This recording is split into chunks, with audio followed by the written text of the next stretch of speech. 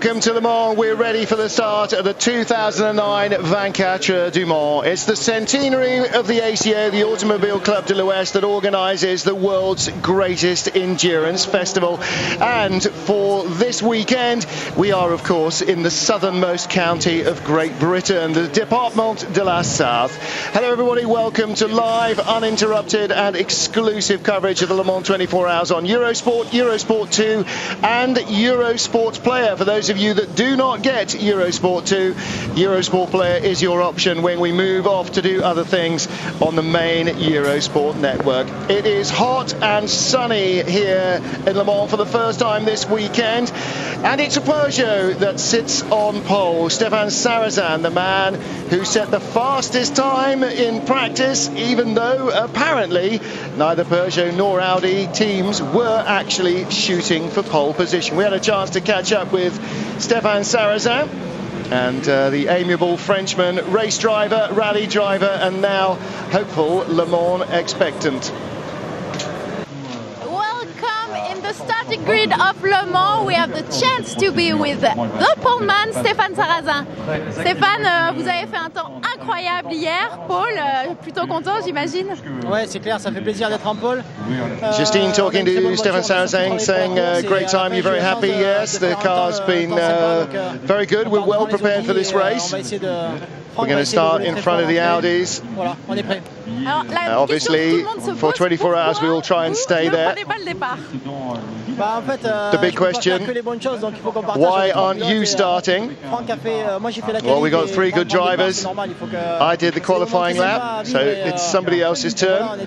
Franck Montagny will be the man who starts. Pit lane is now closed. There are no cars remaining in the garages, so everyone is on the grid. What about the battle? It's going to be tough to beat Audi. You think you can win it? Oh yeah.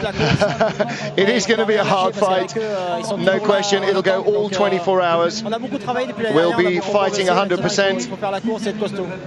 Merci Stéphane, on reviendra vous voir dans le weekend. Merci if luck is with us, well, we'll catch up with Stéphane Sarrazin during the weekend. We'll be with Sebastian Tiffer with us during all the weekend, trying to get the most interviews of all the drivers. Enjoy the weekend of les 24 Heures du Mans.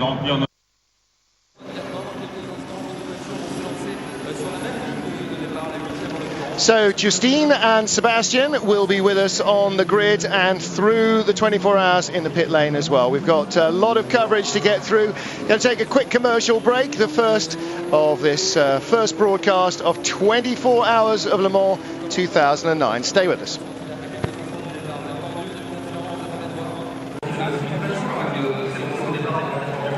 Well, welcome back to Le Mans. We're building up to the start of the great race at 3 o'clock Central European time, 2 British Summer Time, 1 GMT. And of course, the defending champions are here. Audi with last year's winning team, Dindo Capello, Alan McNish, and the most successful driver ever at Le Mans in terms of victories, Tom Christensen. He's going for win number 9 here. Audi have won 8 times in the last 10 years. And one of those missing years was their first. The other, of course, they won with Bentley. Hi, Tom. I'm sure it's always an exciting moment to get this start. Yeah, it's another Le Mans is starting, and obviously that's the highlight of any motorsport year. So it's another one, and it's great. So many fans, so many people, so many TV. So a lot of focus is now on the motorsport world here in Le Mans again. It's always very emotional, even if you won already 8 times, so you're going for the 9th one. Yeah, I mean, this year the approach is different. We have a new Audi R15. So the previous years we have run with something we know which was very reliable, but not necessarily fast enough. Now we for sure have something faster, but we haven't yet tackled Le Mans. So in that sense, we are of course very focused on hopefully we can get this job done again. When are you going to drive? Just before it gets dark, I think. Thank you, Tom, Mr. Le Mans. Merci, thank you. Well, we've got the other Mr. Le Mans next door to us, Mark Cole, starting the race with our French colleagues, Jackie Ickx, of course, and we'll hope to have a word with him later. Mark Cole and Liz Halliday ready here to start the great race. If we ever get through these pre-race interviews, good grief. Patrick Dempsey, of course, part of the lineup here in this Seattle Racing Ferrari, raising money for charity. And Patrick Dempsey, for those of you like us that don't watch the television, apparently is a thesp. Patrick, first time in Le Mans, the race is starting. Oh, it's unbelievable. We were just talking about what an unbelievable week it's been. Jeez. It's been a long week in many ways. In many ways, it goes by so quickly. It was an extraordinary day in the parade to be a part of that. And the response from everyone here, from the town of Le Mans, my fellow drivers, the support and goodwill has been overwhelming. Yeah. Before you, we had Steve McQueen doing this. So right. It's such a legend. You're going to be a legend, I'm sure. That's very nice. I mean, we're just starting the race, so I had a good practice this morning. It's the best I felt in the car. I'm starting to get a rhythm with the car. I'm starting to feel really comfortable with the car. Hopefully in the first stint that continues and we have a good, safe race. Yeah, and I'm sure now it's more quiet for you because the race is starting and the most piece where it's quiet is the car. Yeah, it's starting to calm down a little bit, and it's much easier when you're in the car. You have some solitude, which is really nice. But it's been such an incredible experience. It's one of those things that you're never the same after it, I think, in many ways. So I'm very grateful.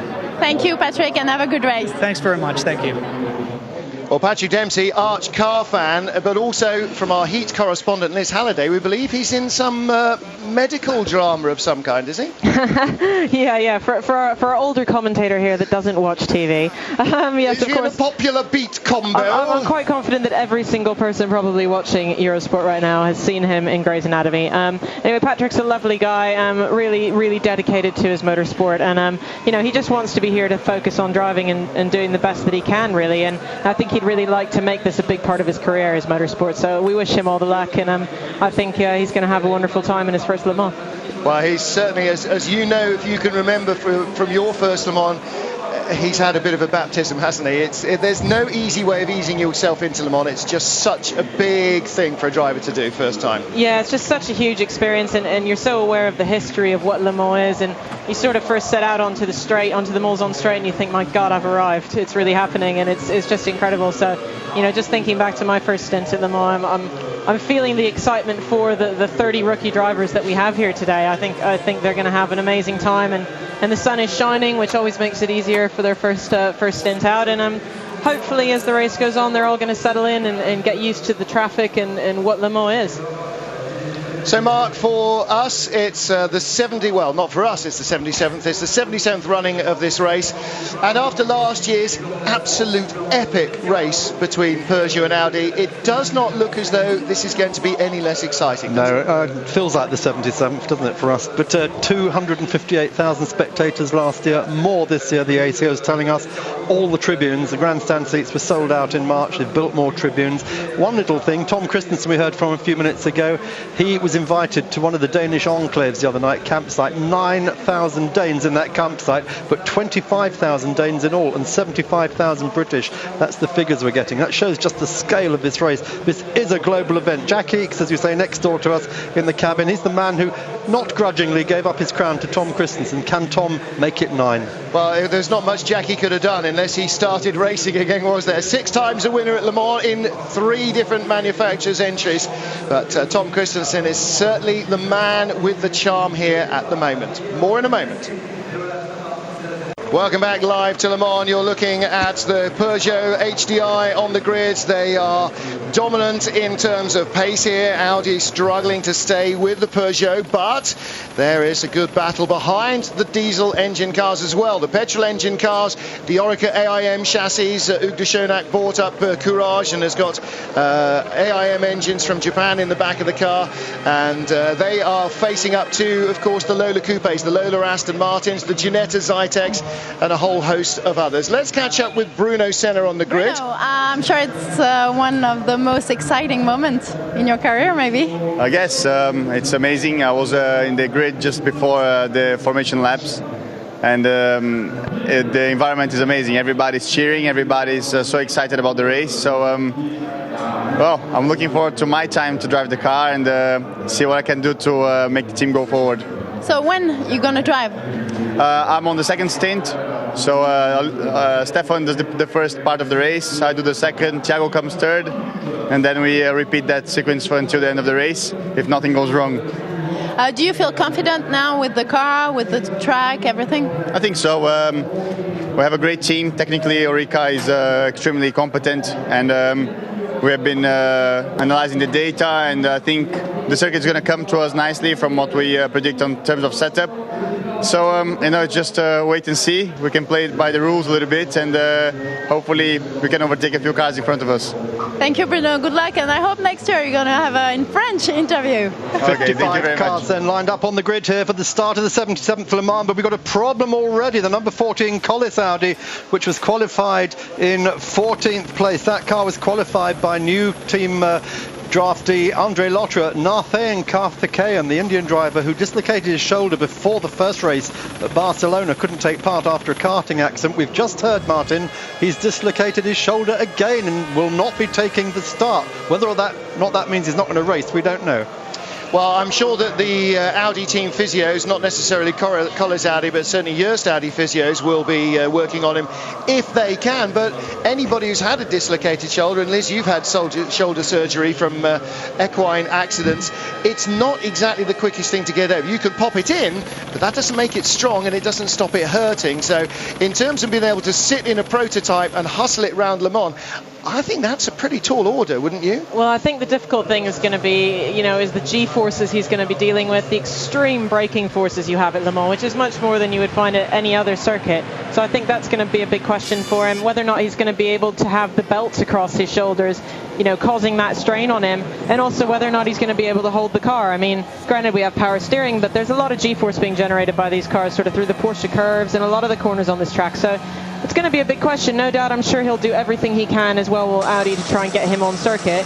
And I trust that he will do the sensible thing if he feels he can't drive, but we'll just have to wait and see. Well, of course, there are 3 drivers in each car, and the basic rules are that no driver may drive more than 14 hours in total. But that does allow, obviously, if they go to the ACO and say, look, this guy is properly injured, there are no reserve drivers, no other drivers have been qualified by any teams. That's not the way it works. As the cars are rolled away. This is the last appearance, by the way, by race director Daniel Poitrenaud. He changes jobs, will be going to Asia to run the Le Mans Asian Series. So this is his final appearance as race director at Le Mans. It's a motive moment for him as the Peugeot of Stefan Sarrazin onboard camera we have with him leads the field off. This is the number 2 Audi onboard camera with that, and the starting driver for this car is that's Rocky, Mike Rockenfeller, Rocky starting that one. Alex Premar starting the number 3 car. Alan McNish on the front row of the Gros starting row number 1. Yeah, Liz is just rubbing her arm. We've all got goosebumps, Liz. It's not just in the race suits in the heat of the afternoon that you get that chill. It's everywhere here. The car's rolling around, and well, over 200,000 spectators. And Liz, you were talking to me earlier about when you come out of the Ford chicane on the first lap, and what do you see? Oh, it's just incredible. I mean, doing the start of Le Mans is probably the best thing I've ever done in my entire life. You come around the Ford chicane and you just see a wall of people all screaming and cheering, and it just goes on forever, and you think, my God, I'm really starting Le Mans. And it's an incredible feeling, and I think I'm getting excited here just watching it from up here in our little skybox, wishing I was in a car, obviously, but it's the next best thing, and it's just really cool. Well, there's our starter of honour waving to the crowd, the president of Ferrari SPA, of course, Luca de Montezemolo, and 60 years since Ferrari won here at Le Mans for the first time. So no, not for the first time, when they won in 1949. Yes, that was the first win. Yeah, and of course, again this morning, those who saw the Legends race saw Ferrari win that outright. So that was a big fillet for Luca de Montezemolo. Can they now beat Porsche in GT2? That's the question. But leading the field, that Audi pace car, that's a bragging right thing. Last year's winners get the chance to provide the safety car for the next year's race. So will it be Audi or Peugeot next year? I wonder how Cadillac managed to provide a safety car. That must have been a recent rule change. So at 3 o'clock we'll find out tomorrow afternoon, won't we? It certainly will. So this year it's an Audi R8. Next year it could be a 309 diesel. Who can say? So the field rolls round then, and we are anticipating with very great eagerness the sort of titanic clash that last year's race produced, with one of the closest genuine racing finishes ever. There have been closer finishes between cars, more often than not staged between two mates. Luca de Montezemolo, the president of Ferrari, the Prime Minister of France, there with him on the podium. So they are wheeling out the various big guns. And Luca, well, never really came racing here, was much more always concerned with Ferrari's Formula One team, of course, through the 70s, 80s, and still to the present day. But you can't be involved in racing without having just some feeling for what Le Mans is all about. Yeah, let's just pick up on you said about the French Prime Minister, François Fillon. Of course, he is a Ferrari racer in his own right in the Classic. He is the MP for this region, has a Welsh wife, and he is very, very much a Le Mans 24-hour supporter. And I think his input into the French government, ensuring this is still the principal event in France. I can't really think of a parallel in the UK of what sporting of Wimbledon. It would be like somebody saying, do you know what, I don't think we'll bother with Wimbledon anymore. That sort of thing. Or we won't bother having, you know, the Ashes test with Australia. That's the sort of prestige that it conveys. There are really only 3 motor races anybody knows of. Monaco Grand Prix, Indy 500, 24 hours of Le Mans. You can go to almost any street in any country, and if, you know, you say Le Mans, they'll know the name, even if they don't really see the race or grasp the concept. So, Liz, you know, sitting here on the grid, you are every year a part of a phenomenal history, and that's not lost on anyone, particularly in this last few minutes of build-up when all of that nervous energy is just knotted inside everybody's stomach. Well, I think that's what makes Le Mans so special is the history that goes with it and the extreme fans that you get with it. I mean, the fans that you see at Le Mans are not like what I've seen at any other racetrack in my life. I mean, they are truly dedicated to being here and to loving the motorsport and just loving the circuit for what it is. And I think that's a big part of what makes Le Mans so special. Big banners there we just saw for Luca de Montezemolo. It said, forget Ferrari, forget Formula One, come back to Le Mans. Well, you see him playing to the crowd, don't you? Unfortunately, of course, this week Ferrari have unconditionally entered next year's Formula One World Championship. It remains to be seen exactly whose entries are finally confirmed. But look at the weather, Mark. Wednesday, for those who are watching, 6 hours of wet, dreary, cold, miserable running, told everybody nothing. Thursday, it was a bit warmer, and here we are on Saturday morning. Last night, we sat outside. Nobody really thought we were going to get temperatures in the mid to high 20s, and yet here we are. It looks as beautiful as ever. 30 degrees on the grid just before I came up. That's how warm it is down there, just standing in that concrete cabin. The track, of course, even longer. Liz, the other thing about Le Mans, it's the longest track in the world for road racing. I mean, look how long this formation lap's taking. How can you learn every corner of this track as a race driver? I think a lot of these drivers this week, especially because they've not had the previous test weekend, you've got a lot of rookie drivers. A lot of these drivers are going to be learning this track throughout their stints. That's going to be a big part of it. I think the more you go, the more you settle into how you need to drive the track. But it is a very long circuit. It takes some getting used to. But the one good thing is at least you get a bit of a rest. And as a driver, for you, which is the most difficult part of the circuit? I think the most difficult place to gain time and the easiest place to lose it is the Porsche curbs. That's what everyone else says. Yep, absolutely. And that is where I've found the most time. So we are getting ready for the start of this race at 3 o'clock. We're just moments away.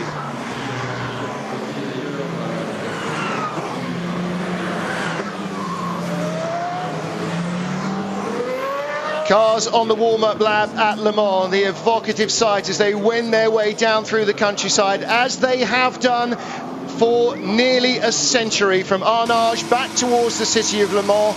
In the early days, they drove right down into the city around a hairpin, a Pont-Lieu, and back out on public roads. Now that run through the traffic has fairly wisely been diverted around part of the Bugatti circuit, the permanent facility here. But for the greater part, it is still a public road race. White lines, drains, trees, ditches, grass verges, cambers, all sorts of hazards to trap the unwary. And that is why Le Mans is still the tough race that everyone wants to win. And this year, as last, it is the two behemoths of diesel racing, of sports car genius at the moment, Audi and Peugeot, that sit atop the field. Behind them, we have got a plethora of cars from constructors like Pescarolo, Lola and Courage. We've got the Oreca chassis, a petrol engine class of LMP1 cars, LMP2 cars and GT cars from Porsche, Ferrari, Corvette, Aston Martin, Lamborghini and the rest. 24 hours is about to start here in Le Mans for the 77th time. They will come to the line at 3 o'clock, and then the race is on, and it is unlikely in the extreme that it will be settled within much of that 24 hours. Yeah, they timed this absolutely perfectly. Look, there's just 10 seconds to go to the actual bang on 3 o'clock. Everyone ready, everyone extremely tense. They've got to watch out on the track, though. Oil dropped by a lot of cars this morning in the Legends race, so they've got to feel their way through these opening laps, Liz. Yeah, they will have been looking at this all the way around the recon laps and around this green flag lap, and this is what it all comes down to. We're about to throw the green flag. Luca de Montezemolo waves away the 2007 Le Mans 24 Hours. The pole-sitting Peugeot of Frank Montagny races into the Dunlop curve. Alan McNish looked inside, looked outside. From the first corner to the last of this race, it is going to be an epic duel between Peugeot and Audi for outright honours. Down into the S's they plunge, and already the battle is on. Montagny knows without a doubt that Peugeot would love him to lead the first lap. We have our first pit call of the Cruz Schiller Lola Master team in trouble all weekend. But as the Peugeot and the Audi stream out onto the circuit, their teammates are behind them. Yeah, it's Montagny, McNish, Lamy, Bouillon, Wirtz, Rockenfeller, Premat, Mucker, Turner and Bellici. And leading down in LMP2, it's Manuel Collard. He's starting for Team Essex. Jan Magnussen for the Corvette pole position car, and Jörg Bergmeister for the Flying Lizards Porsche GT2 pole setter. And at the moment we've got Peugeot, Audi, Peugeot, Peugeot, Peugeot, Audi, Audi. So it's definitely still in the mix, but it's looking like Peugeot's really taken a good run off the start. Well, we wondered a little bit how well prepared Audi are. There's no question they have rehearsed what they're doing, but is everything running according to plan? Certainly, practice was very truncated compared to any other year. Already, though, the number 2 Audi, Rockenfeller, looking to make a move on the man in front, Alex Wirtz. Wirtz, of course, a former winner. He's been here twice, won his first ever race, 5th last year. He's looking to try and up the average a little. And in the petrol engine class, it is Stefan Mucker, the first of the Lola Aston Martins, but I saw one of the Colles Audis moving up. That'll be Christian Albers moving ahead of Christoph Tanso.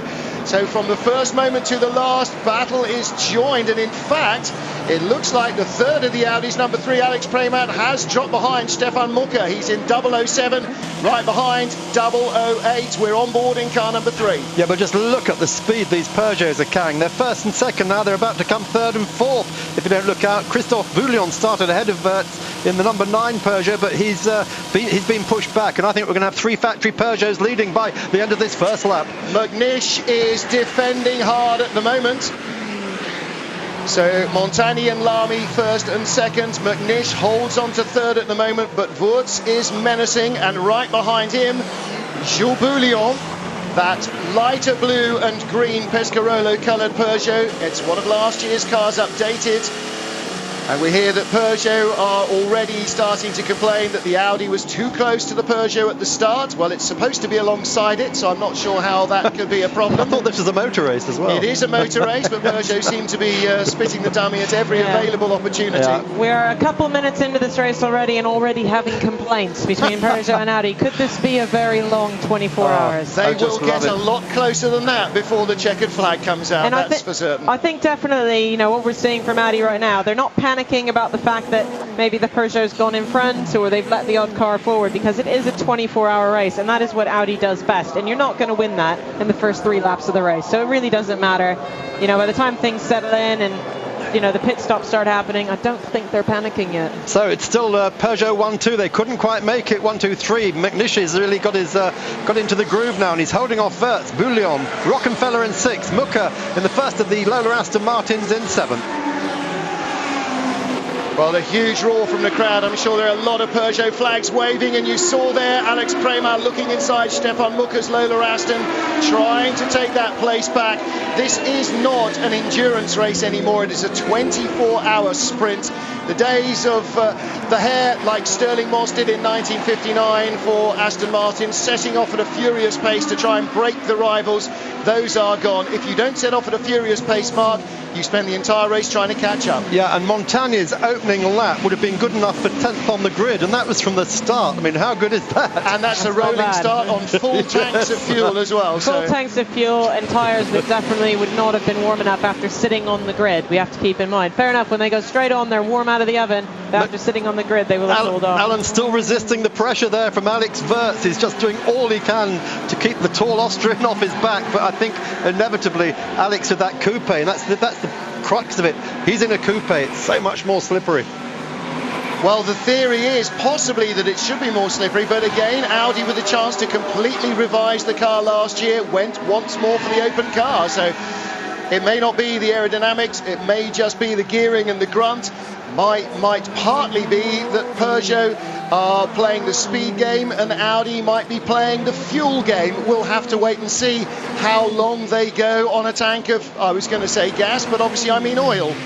I think we'll find that Audi is definitely pushing hard, but I don't think they're panicking. Well, that's the best thing I can say. I think Alan is pushing that Audi very hard, but he's not going to be panicking quite yet if they're let them find their pace, and Audi will just follow, just settle keep in them in sight, quietly work their way towards a win. I think that's always been the plan. So Franck Montagny leading for Peugeot, Petro Lamy second, and Alex Wurz now up to third place.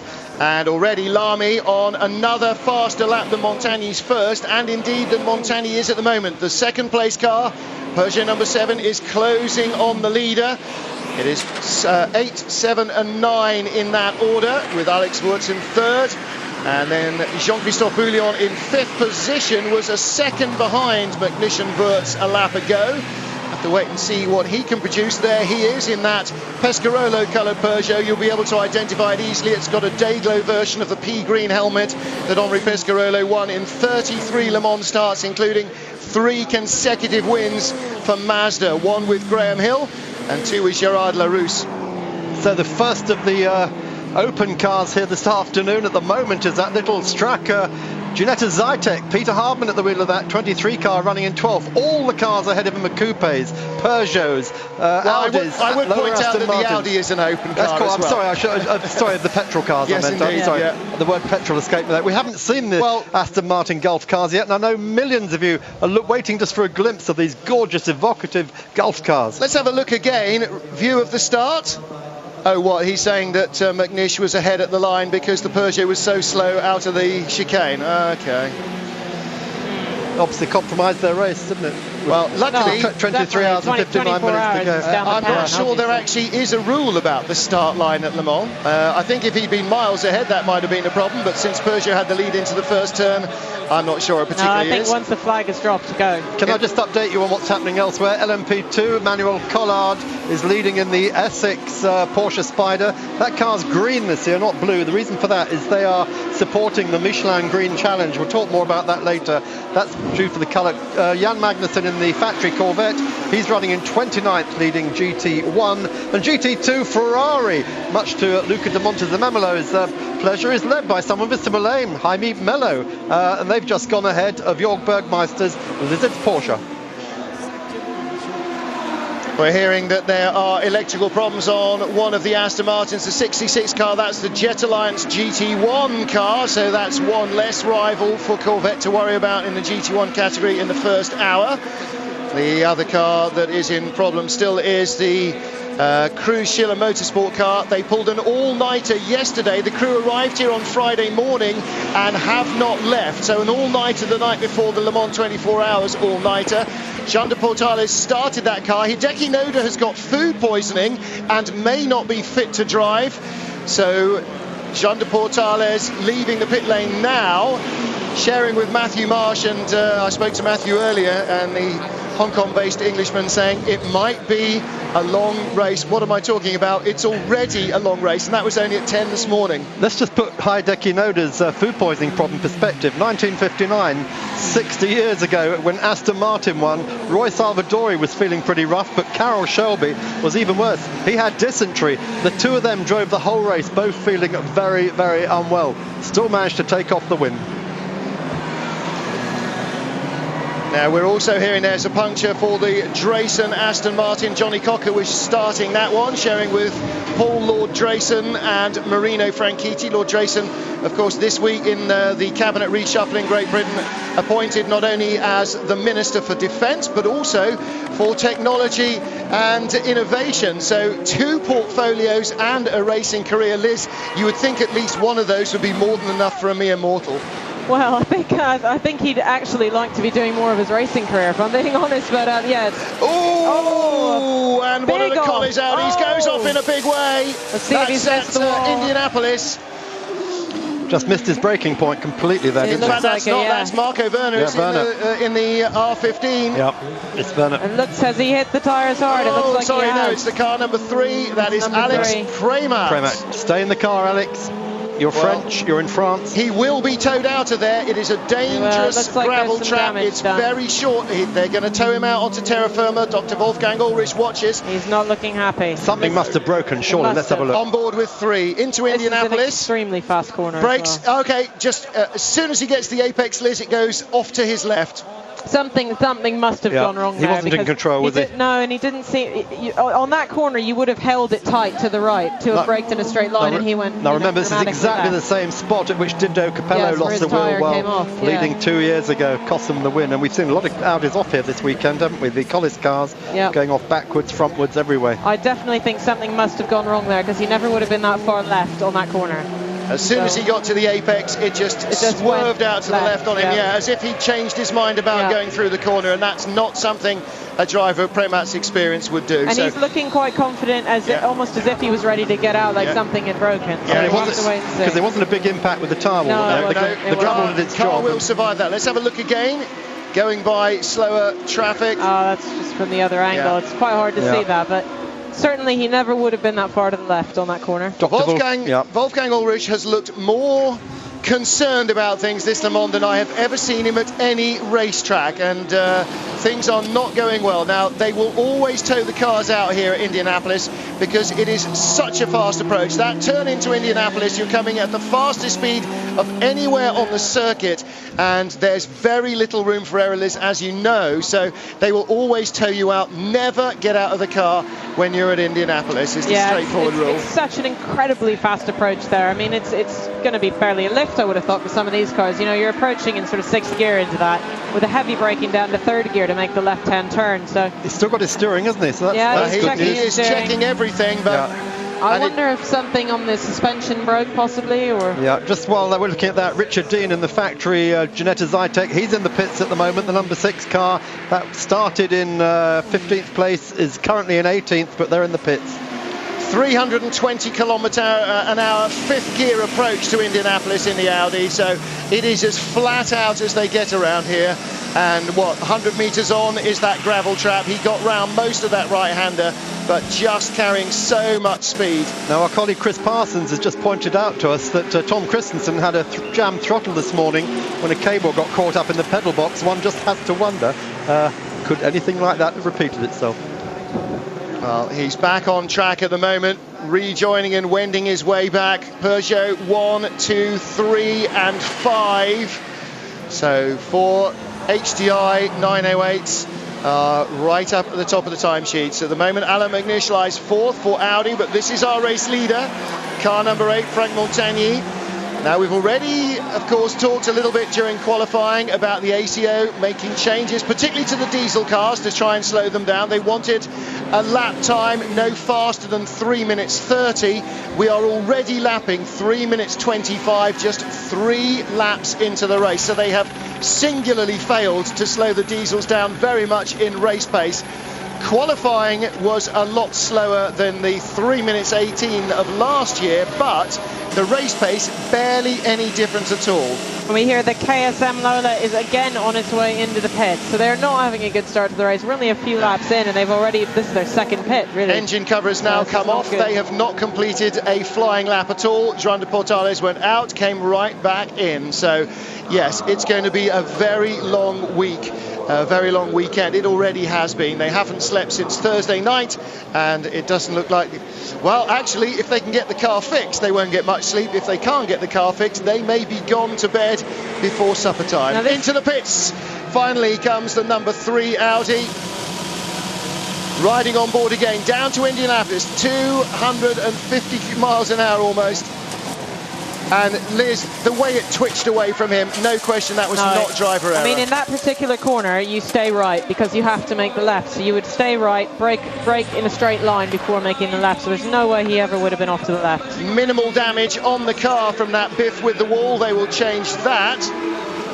They're fueling it now. It'll be up on the little jacks and wheeled back into the garage. The reason for that is in the pit lane here, you can only have 4 people touching the car. In the garage, you can have 400 if you can get them around it. So major surgery required, we're thinking.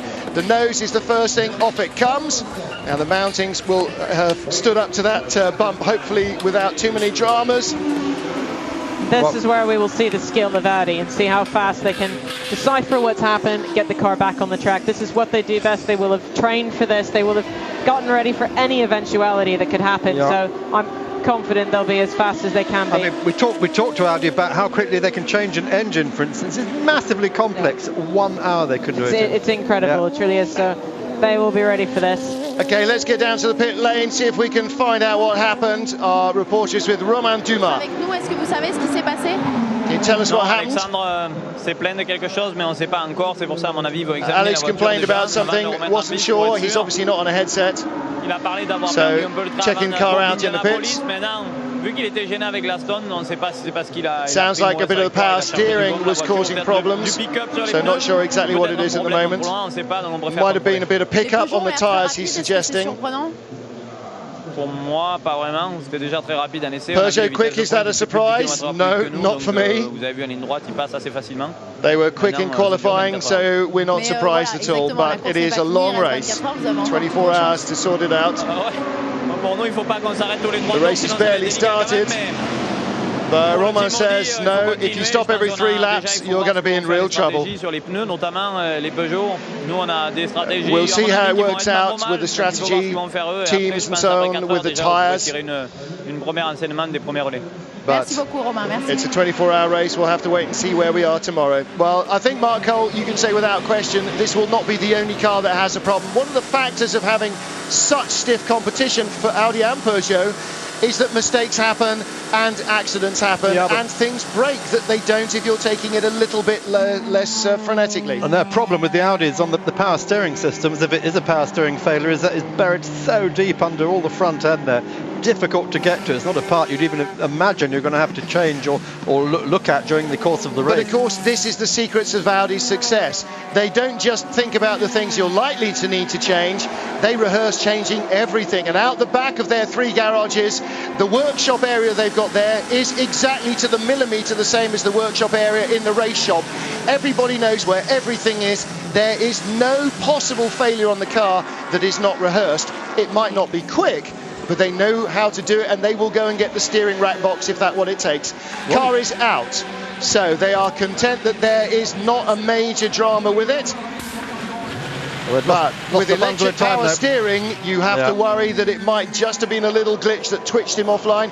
It may easily have been dirt and pick up on the tyres, they're saying, but we'll have to wait and see. It could have been the power steering actually failing mid-corner as well, mixed with a bit of pickup. The minute he's gone offline, he's gotten some pickup mixed with the power steering failing. You know, I've had that happen before in a car, and it is very difficult to hold your line when you're holding one set. Well, just looking at the LMP2 leaders, the Team Essex Porsche. This is the Team Go Porsche, the 2 Porsche RS Spiders leading comfortably in LMP2. We'll take a quick commercial break, be back with more in just a second.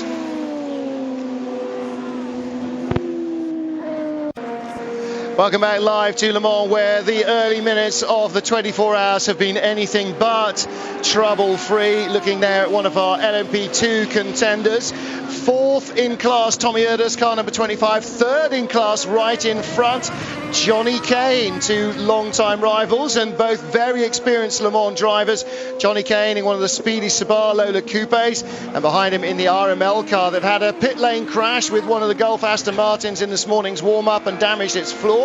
That is Tommy Erdős in 4th place. Now, the 2 Porsche Spiders out front, talking to Marino Franchitti earlier on, who's with the Drayson Racing Corvette in GT2, who's saying that the LMP the LMP2 Spiders have got such a comfortable cushion here that they're not even using the brand new direct injection engine that they used towards the end of last year's American Le Mans series. So the LMP2 cars, the turbo cars particularly, been struggling, Mark, with fuel quality, and so they've had to retard the ignition of the engine, bring the power levels down to try and make sure they'll survive the 24 hours. Yeah, now this is very interesting, isn't it? Because we're watching Tommy Erdős following Johnny Kane. Johnny's got the Judd, which is going absolutely flat out, 500 horsepower probably.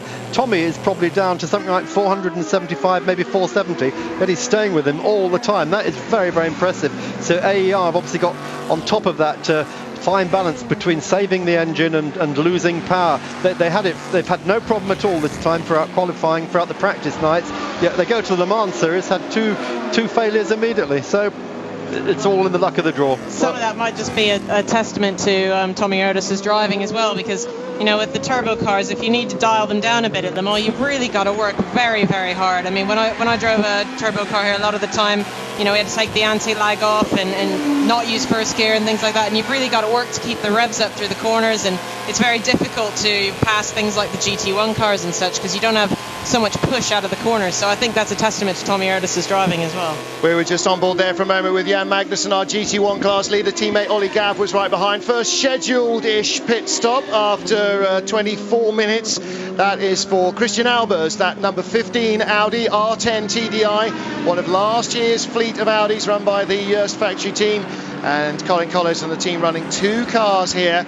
That car came in from 16th position, and new team, 6 rookie drivers, and a changed R10 TDI. Without the experience of racing here at Le Mans several times, they're certainly up against it with that car, but they have been getting quicker and quicker through the shortened practice days. Yep. Now, going past the Luc Alphon Aventure Corvettes, they're 3rd and 4th in the GT1 class. Yann Claret ahead of Luc Alphon himself, the Crystal Globe winner in the second of those white cars. You saw the leaders going through. Meanwhile, GT battle. Now, our GT2 leader is on the different page of the timing screen. You're looking at the Flying Lizards car there, and that is Jörg Bergmeister, car number 80. That's 5th and 6th, Gianmaria Bruno behind him. But look how close this GT1 battle, GT2 battle is. Ferrari, Porsche, Porsche, Ferrari, Porsche, Porsche. It's going to be a long and tough race for every single one of those. I think we could see this go on all the way right to the checkered flag. I mean, this is the very best of the drivers and the best of the cars right at the front that we're seeing here, and I think they will all be pushing. This will be like a qualifying round for all of them every single lap. Well, that is the podium there, Mark, all covered by less than half a second. Jaime Melo leads from Mark Lieb and Patrick Long in the 2 Porsches. Let's just update you on the Christian Albers Collis Audi. It was not a routine stop. They're changing the nose on the car. There's a lot of work going on, a lot of running around. They're losing a lot of time down there. So Jaime Melo leading in that Ferrari. That's the Risi Competizione car, engineered by Dave Beaky Sims. He shares with Pierre Caffa and Mika Salo. In second place, Mark Lieb in the 77 Felbermeyer Proton Porsche. That blue car he shares with fellow factory drivers Richard Leeds and Wolf Hensler. And the third car, also a Porsche, Pat Long, the factory driver, in that IMSA Matmut Porsche, with 2 very quick privateers, Raymond Narak and Patrick Pilet. They're not going to be much off his pace, but it might be enough to make the difference with the lead group. Now, I spoke to Patrick Long earlier today, and he said they've really had a very trouble-free week. He said they're extremely relaxed. They've had so few problems, it's almost a bit worrying. And he said they can't quite match the pace, but they're very confident in the car, and they're just going to keep ticking along, you know, banging in consistent times, and hopefully the race is going to come to them. Yeah, this is just coming to them, isn't it? Here we go. Look at this great slipstreaming battle going on down here. But Porsche's faster in a straight line, but Jaime Melo really has the measure, doesn't he, of them today? Yeah, well, using the brakes to his advantage, Liz, wasn't he? He's a fierce driver, Jamie Miller. Whenever you put him in the car, you know, I don't think he has anything but one speed, and that is absolutely flat out and completely in control. Now so that's what you need here now, isn't it? I mean, there is no pussyfooting about. There are some cars, and Cruz Schiller is going to be one, where just now getting it to the end of the race is going to be a moral victory of enormous and incalculable, you know, dedication. But for anybody that's got a healthy car hoping to get on the podium, there is no 99% running. Unless the safety car's out, you're either hard on the throttle or hard on the brakes. There is nowhere in between. Don't forget, our coverage on Eurosport International finishes in a moment or two. We will be going directly over to Eurosport 2. We will switch between our two networks throughout the weekend. If you are not receiving Eurosport 2 wherever you are, you can go to the Eurosport.com website and sign up. $4.95, I think, is the cost for the weekend for Eurosport Player. We'll be broadcasting the entire race throughout the weekend on Eurosport Player. So we'll be concluding for a brief period our coverage of Le Mans here on Eurosport.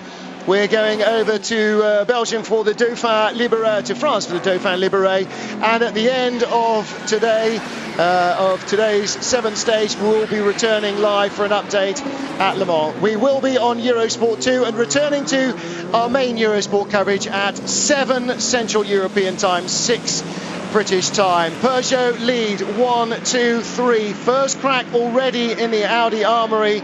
Much more to come.